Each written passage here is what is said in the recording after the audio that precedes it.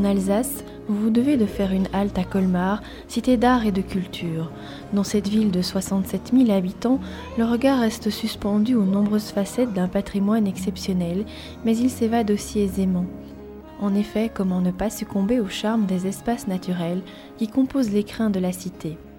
Un exemple, le quartier de la Petite Venise, sur les berges de la Lauche. Des petites barques vous permettront d'admirer les richesses architecturales conservées depuis le XIIIe siècle dans ces ravissantes maisons à colombages.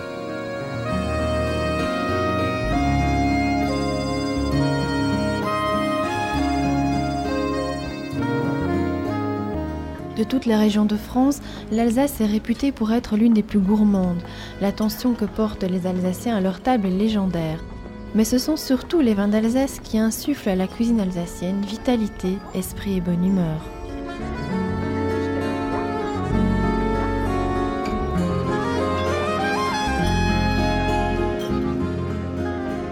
Colmar excelle dans l'animation vinicole. D'ailleurs, elle peut se vanter de l'appellation capitale des vins d'Alsace. Au Moyen-Âge déjà, les vins d'Alsace comptent parmi les plus réputés et les plus chers d'Europe. En Alsace, sont les cépages qui donnent leur nom au vin, il y en a 7, dont les plus connus sont le Pinot Blanc ou le Muscat d'Alsace. Les caves de dégustation fraîches et accueillantes parlent d'elles-mêmes et en disent long sur l'amour du vin chez les Alsaciens.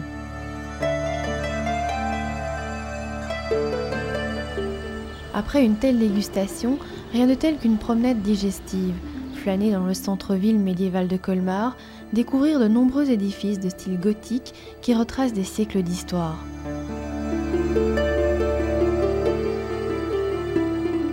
Cette balade vous mènera tout droit au musée Bartholdi, du nom du créateur de la célèbre Statue de la Liberté. C'est dans sa maison natale, un bâtiment du XVIIIe siècle situé au cœur de la ville, que vous pourrez admirer des maquettes, des peintures ou des sculptures de cet artiste au talent reconnu.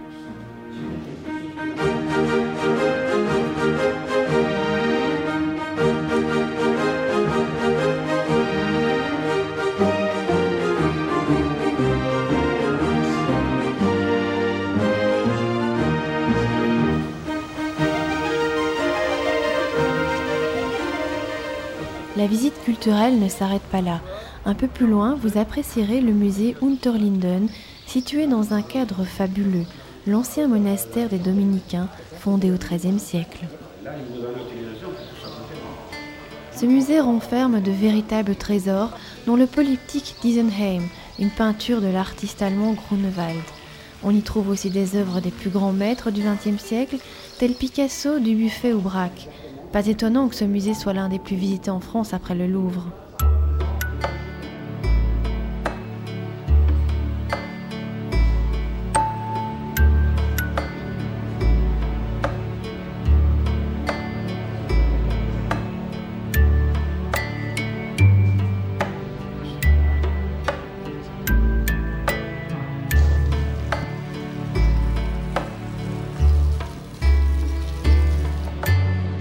Au plaisir de l'œil, Colmar ajoute ceux de l'oreille.